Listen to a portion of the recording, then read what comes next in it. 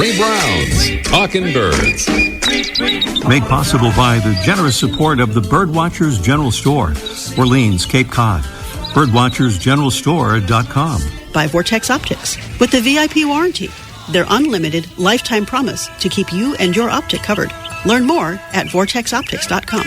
And Buteo Books, an independent family-owned bookstore carrying one of the largest selections of birding books in the world. ButeoBooks.com. Good morning. Welcome to our show number 879. I'd like to wish our Jewish friends Zissen Pesach and our Christian friends Happy Easter. And of course, we send again our best thoughts and hopes for peace to all who continue to endure the horrific attacks in Ukraine. And our thanks to the many who are working to help protect the people there. Well, we thought we were going to hear this. Welcome back, welcome back, welcome back. To welcome back into view this. The Steller's sea eagle. The bird that's caused a big buzz over the last year or so following its arrival, presumably from Asia, to Alaska and then Texas and then New Brunswick, Canada, then Falmouth, Nova Scotia, back to the U.S. and Massachusetts, and then Maine. It showed up in Nova Scotia again early this month, but now seems to have disappeared again. So we'll have to put that welcome back on hold. But might an even more famous and iconic bird have returned to the ranks, or from the ranks of the missing, and that would be the ivory-billed woodpecker. Our recent guest, Dr. Chris Haney, wrote a book suggesting we shouldn't be so sure that the ivory bill won't be seen again. And now Steve Latta, conservation director of the National Aviary in Pittsburgh, who led a search effort in Louisiana bottomland hardwood forests, says that each member of his team had encounters with the ivory bill at various times from 2019 to 2021, and often heard that famous child puffing into a tin trumpet call. There'll be more to come on that story, I'm sure, so stay tuned. We don't have any recent pictures of an ivory bill, but thanks to our friend Bob Delory for sending us a sweet photo of a pileated woodpecker, a pretty spectacular bird in its own right. We put that nicely posed picture on our talkingbirds.com homepage. Thank you, Bob. Meanwhile, someone else we're welcoming back today, it's our Freya McGregor with another of her audio postcards. This one is a bit unusual, as we're about to hear. Hi everybody, it's Freya McGregor here. And they're not birds. This is my first audio postcard with some mammals. That's a whole stack of coyotes. I'm at Anza Borrego Desert State Park in Southern California. There's cholla cactus and ocotillo everywhere and big mountains, and I just saw some western bluebirds, which I didn't associate with the desert, but there you go. And those coyotes just started up. It's kind of spooky, but it's so exciting. I wonder where they'll call from next. Bye. Thank you, Freya. And by the way, we have some exciting news about Freya today. She's an important part of our Talkin' Birds team, but her main gig is as Director of Programs and Outreach for the nonprofit Birdability, which works to ensure the birding community and the outdoors are welcoming, inclusive, safe, and accessible for everybody. And this week, Freya's words have appeared in a Los Angeles Times op-ed piece, in which she explains why it's easier than you might think to make birding more accessible to everybody. A terrific piece by Freya in the LA Times, and you can find a link to it right on the front page of our talkingbirds.com website. Can you hear it? It's our mystery bird. We want to do a little preview here of our mystery bird contest, which we'll be conducting just a little bit later on in this morning's show. There's some clues here about our mystery bird. Let's see where those clues are. I know they're here somewhere. Our bird is a small neotropical songbird that breeds over much of the eastern half of the U.S. It has olive gray upper parts and pale yellow underparts. Its yellowish head has black eye lines and black crown stripes. Our bird forages by walking and hopping, hanging from leafy branches and shrubs and low trees, feeding on insects, especially caterpillars, as well as slugs and spiders. That's our mystery bird. We'll do the contest a little bit later on, and we will give away some really fabulous prizes from Droll Yankees. That observer window feeder attaches right to your window, nothing between you and the birds but that clear view. Plus, a 12-ounce bag of delicious, bird-friendly Birds and Beans coffee. That's the coffee that's grown under the natural forest canopy and actually helps sustain birds like our mystery bird. So those are prizes and the clues in the sound of our mystery bird coming along just a little bit later in the show this morning. The royalty of our Talking Birds listenership is our Talking Birds ambassadors, or our Talking Birds ambassadors, helping us do what we try to do, which is get the word out about the wonder of birds and the importance of conservation by handing out our little info cards to their friends and neighbors. And thank you to Damien from Fort McMurray, Alberta, Canada. Thank you, Damien, for becoming a long-distance ambassador. And thank you to a close-in ambassador, Paul Doherty from Chelmsford, Massachusetts. Thank you, Paul. Thank you to Angela Michelin from Germantown, Maryland. She says, I've been listening to Talking Birds for years and bird watching even longer.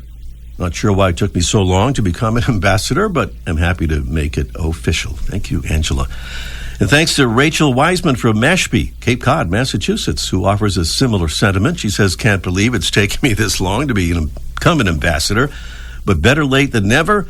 And I wanted to help you guys get to 700 ambassadors by the end of February. And you did, Rachel. Thank you. We also heard that it's Rachel's birthday, or it was very recently. So happy birthday, belatedly, Rachel. And thanks for helping us get to our 700 level of ambassador family members. That is so exciting, and we don't want to stop now. So we'd like to invite all Talking Birds listeners to join our ambassadors family. Easy to do, easy to sign up for via the Get Involved tab at talkingbirds.com. Still to come on our show today, we'll talk with the Black Swamp Bird Observatory's director, Kim Kaufman, about a very big birding week coming soon to Northwest Ohio. Plus, we'll catch up with Mike O'Connor in a Let's Ask Mike live segment about, what else? Easter eggs. Up next, today's featured feathered friend, presented by Birdwatching Magazine. For more than a quarter century, Birdwatching has been North America's premier magazine about wild birds and birding. Although it's not very big, today's featured feathered friend is known by some as the bull bird, thanks to its stocky build.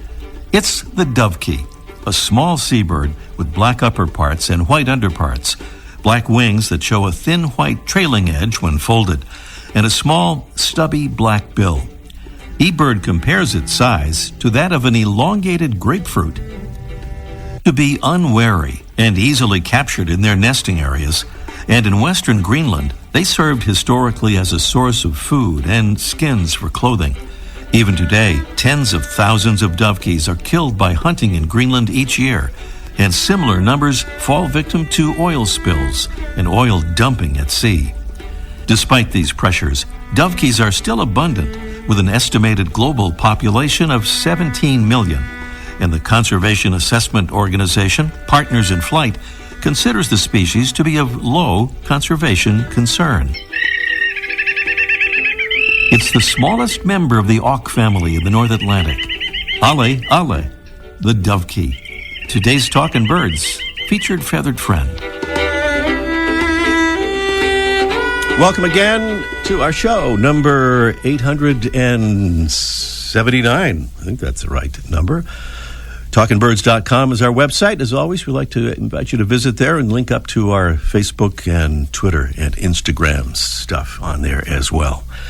Well, Kim Kaufman is one of the founders of a famous annual event called the Biggest Week in American Birding, and she's the executive director of the Black Swamp Bird Observatory in Oak Harbor, Ohio, which organizes the week. And she joins us right now to tell us about this year's event. Good morning, Kim. Good morning, Ray. It's wonderful to have you. It's been like about a year since we had you on the show, if I'm not mistaken. Yeah. That would be corresponding to last year's festival. So this year is a whole lot different, isn't it? Beginning May 16th, going through the 15th in the warbler capital of the world in Northwest Ohio. It's live and in person this year. So here's my first hard-boiled question, Kim. Biggest week, what's so big about it?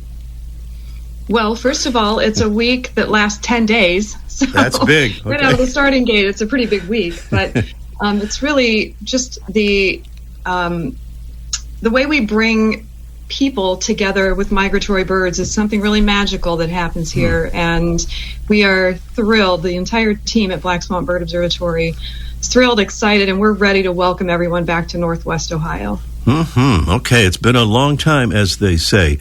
So I want to ask you, too, of course, about Black Swamp Bird Observatory and all that. But first of all, about the biggest week. Give us kind of an overview and maybe kind of set the scene. Of course, this is in person, and folks have a good bit of time here to get ready to head there to take part in the biggest week. But what will they encounter when they get there? Can you kind of set the scene for us? Well, the migration of songbirds through Northwest Ohio, our ability to immerse people in that feathered parade is something really special. I've argued, and I think it's very true, that there's no place in the world where you can be immersed in spring migration the way you can in Northwest Ohio. There are some marshes and some wildlife areas and parks that are right on the lakeshore, the habitat that migratory birds need before they cross Lake Erie. So they come into these areas in big numbers with spectacular diversity. And the accessibility of these places for birders puts them right in the heart of spring migration.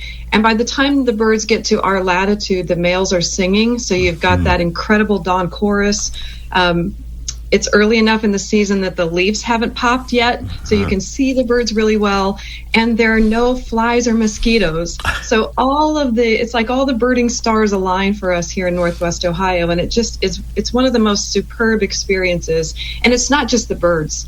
The people that come here, there's such a happy vibe that surrounds every element of this festival, and I think that's really what makes it special. Well, speaking of people, there you have an amazing lineup of presenters from International Crane Foundation, something called Kaufman Field Guides, the Urban Birder, and lots more. Tell us about some of those speakers and presenters. Well, in addition to an incredible lineup of keynote speakers, we've got tons of workshops for birders of every skill level.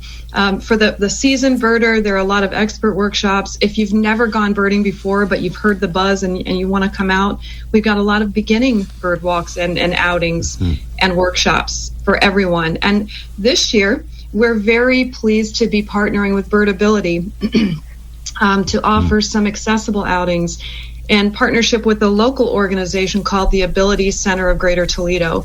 So just as part of our effort to be completely inclusive and welcome everyone into our birding community in this birding festival, we continue to try to find ways to do better. I'm proud of the work that we've done, but we're always striving to do more and to do better and to be more inclusive. Well, you're one of the speakers, Kim, and you have something very special coming up that kind of aligns with the second day of the festival with a big anniversary for Black Swamp Bird Observatory. That's right. I'm honored to be one of the keynote speakers this year talking about Great Lakes piping plovers. And last year, for the first time in more than 80 years, piping plovers nested in Ohio. It had been more than 80 years. Wow. And suddenly one little pair drops into Maumee Bay State Park, coincidentally where we headquarter the biggest week in American birding, and begin to show signs that they were intending to nest there. And sure enough, 4 eggs and more than 4,000 volunteer hours later, we had a successful nest of little adorable piping plovers. So I'm going to have the great honor of co-presenting with Dr. Francie Cuthbert. And Dr. Cuthbert is one of my heroes. She really created the Great Lakes Piping Plover project, and we're thrilled to welcome her to the biggest week as well. And that 30th anniversary event on the 7th of May, and anybody can attend that, am I right? That's right. You don't have to register for the festival. You can visit the Black Swamp Bird Observatory website to register just for the banquet. And Ken Kaufman will be our keynote speaker. I've heard that he's quite good.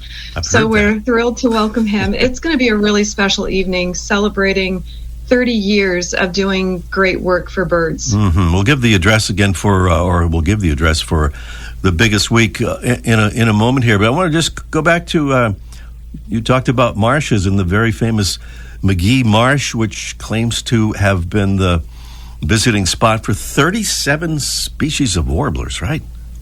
That's right. If people put a little time and effort into it, they can see as many as 37 warbler species in Northwest Ohio, specifically from the McGee Marsh Boardwalk.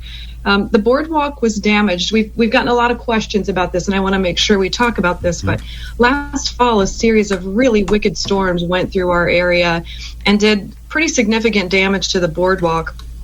But the Ohio Division of Wildlife, who manages that area, did a fabulous job working with their friends group, the Friends of McGee Marsh, to get that boardwalk restored and even improved in terms of accessibility. And it's now open and will be open for the biggest week in American birding. We're very excited about that. Mm-hmm. So, one of the things we hear about McGee Marsh, among the things that make it special is that it's really easy to see the birds, as you say. It's not necessarily looking way up into the canopy, right?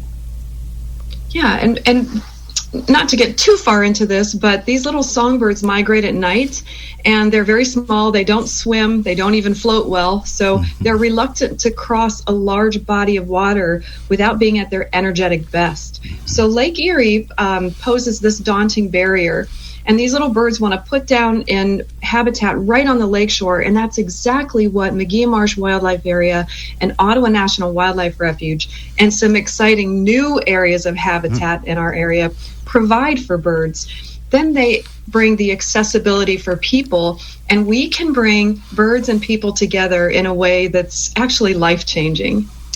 Mm-hmm. And so, do you have a guarantee against warbler neck, what these birds so easy to spot there?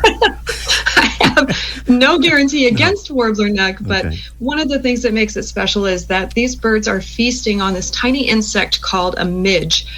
These midges are aquatic insects. The emergence of the midges happens to coincide with the peak of spring migration, and they tend to be down low in the foliage. So the birds are low, just feasting on these insects, oblivious to people. They can come quite close to the boardwalk. We've had warblers landing on the railings, landing on people's hats, people taking selfies with warblers from the McGee Marsh Boardwalk. So really, it's all of those things I mentioned earlier coming together with the fact that you can see these birds so well. They're down low at eye level. It's kind of mind-blowing when you walk the boardwalk.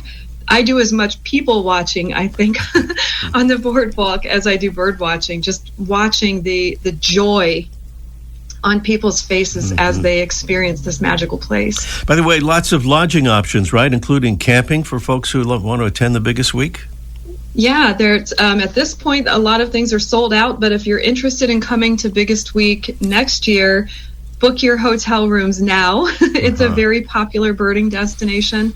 And there are certainly still hotel rooms in the area. You might just have to go a little farther afield.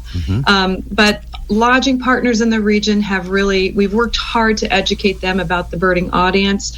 So lots of great services for birders in the area, great places to eat, and many other attractions in addition to birding if it rains or you decide to come back at a different time of year. Museums, amusement parks, all kinds of fun things to do in Northwest Ohio. All right, sounds like a wonderful destination. And here's that website for all the info on it. It's Biggest Week in AmericanBirding.com, or just do a search for that, Biggest Week in American Birding. The dates May 6th through 15th. Kim, thank you so much, and good luck with the festival. And I'll just remember that no flies and mosquitoes. That's a thing to keep Thank in you mind. so much. We've got to get you out there one of these days. I will. A live remote. A live remote sounds perfect. Thank you so much, Kim. Thanks, Ray. Kim Kaufman here on Talking Birds. And up next, it's our Mystery Bird contest in just 1 minute. The flutter of a tail feather. The flash of a wing bar in mid-flight. You don't always have a lot of time to identify a bird in nature, let alone to appreciate its beauty. But with Vortex Optics, you'll have the power to bring every wild moment closer. When you choose Vortex, you're choosing to have a partner in the field as passionate about nature as you are. Whether you're spotting old friends on the backyard feeder or packing for a once-in-a-lifetime trip to cross a few species off your life list, Vortex offers a full range of optics and optics accessories for every birder and every budget. And whether the birds are taking you to another state or another country, you're always covered by the Vortex VIP warranty, an unlimited lifetime promise to keep you and your optic covered. If you want to learn more, or if you need help choosing your next optic, give Vortex a call at 1-800-4VORTEX or visit vortexoptics.com. Here we are back here at the Mystery Bird Contest trying to identify this mystery bird. It's a small neotropical songbird that breeds over much of the eastern half of the U.S. It has olive gray upper parts and pale yellow underparts. Its yellowish head has black eye lines and black crown stripes. Our bird forages by walking and hopping, hanging from leafy branches and shrubs and low trees, feeding on insects, especially caterpillars, slugs, and spiders. Tell us what it is or take your guess, because no correct answer means a drawing will determine our winner. And we have beautiful prizes, including that always popular Droll Yankees Observer window feeder from our friends at Classic Brands, and a 12-ounce bag of delicious, bird-friendly, shade-grown Birds and Beans coffee that is delicious to drink and also helps save those neotropical birds by growing their coffee under the natural forest canopy, where really they create bird sanctuaries while they're growing coffee.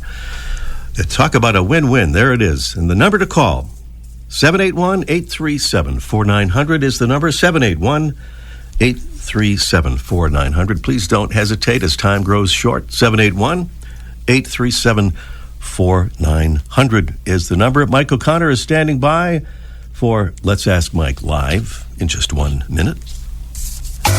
Beauty-O Books carries one of the largest selections of birding books in the world. New, used, and rare books covering everything from backyard birding to general ornithology, from field guides to photography skills, biography, fiction, and humor. You'll find it all, along with the knowledgeable customer service you've been looking for, in one convenient place. BeautyOBooks.com. B-U-T-E-O. BeautyOBooks.com. This is Dave West from Normal, Illinois. I'm always looking for ways to promote the conservation of birds, and this show is an ideal way to do that. I encourage others to become Talking Birds ambassadors, because I think anytime that you can increase the awareness of our birds and wildlife, it's a good thing. Talking Birds listeners, we hope you'll become a Talking Birds ambassador. Just visit our website, click on the contact button, and then choose the Become an Ambassador option at talkingbirds.com. And thanks. Well, as we do our show live, it's Easter Sunday, so we are intrigued to learn what Mike O'Connor might possibly be talking about on this kind of a special day, and let's find out right now. Good morning, Mike. Oh, happy Easter, Ray. Happy Easter to you. You could be talking about anything today, even, who knows, Easter eggs. I'm sure that's not it, but I mean, wait, it says I that. could be doing that. That is what you... Do I get paid extra because it's a holiday today? I'll check with Jesse on that. He decides on that now. He's mulling it over, I think, at the moment. He's reaching for his wallet, something that you're not known to do a lot. But anyway, I learned that from David Kleff. So Easter eggs really is the topic here. What would you have to say? Well, yeah, right. It's a bird show, and this is a holiday where people go look for eggs, which is kind of. And I started thinking, well, why do they pick eggs? Why don't they, hide like donuts? Because that would get me out there or something like that.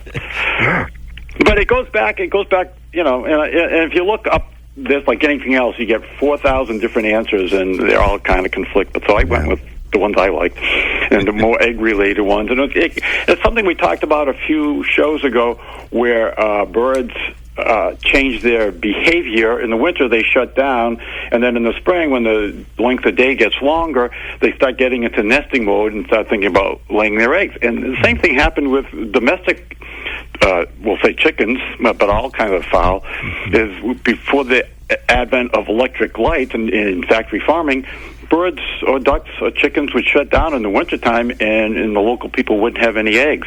And then as the days got longer, like now in the spring, they start producing eggs again, and that was a big deal. So people were excited about having eggs for the first time, and oftentimes they took these eggs, which were kind of a treat at the beginning, and they would give them to the people in the church, like the pastors or the people who ran the church, as a kind of a reward.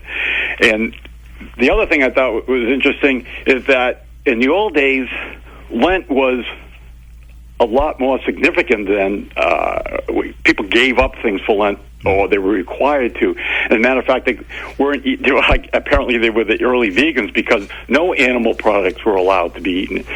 Some religion, it's meat, but dairy or nothing. So they couldn't even eat the eggs. So they would, when the eggs started coming out of the chickens, they would boil them in a way to preserve them, so they could have the eggs later on. And it was thought that if an egg was laid on Good Friday, if you ate it on Easter, it was good luck, or you would get rewarded if, somewhere down the line. So that was the day of, then they would decorate the eggs. And the Easter Bunny, I don't have time to talk about the Easter Bunny. Yeah, I wanted to find out, how did rabbits get into this there? Well, because apparently there was this German lady who would hide eggs in her garden for the kids, and the kids didn't know where the eggs came from, but when they went out there, a large rabbit, hare, as they were, went hopping, and so they said it must have come from the rabbit, and the lady said, okay, why not? And so that when the Germans migrated to America, they brought that tradition with them. Now the rabbits are taking over, too. So the birds get no credit for any of this, which is kind of sad. If it had been squirrels they saw, we probably like squirrels better than we do. Yeah, well, you know what? I got to work on that. All right. Talk to you next week then, Mike. Okay. All right, and happy Easter again. I gotcha. Birdwatching Magazine has a new membership program. Benefits include detailed bird ID articles from Ken Kaufman and David Sibley, tips and stories about bird photography, access to quarterly e-workshops on identifying and photographing birds, and complimentary print and digital subscriptions to Birdwatching Magazine. Learn more at birdwatchingdaily.com/memberships. We're back to the Mystery Bird Contest with just a couple of minutes left in our show this morning, and we go to Larry, who's in Cohasset, Massachusetts. Good morning, Larry. Good morning. Good morning. What do you think, Larry? You're maybe hearing it right. Yeah, Mystery Bird. American goldfinch. American goldfinch. That is a top-quality guess there, but I don't believe it is correct according to our notes here.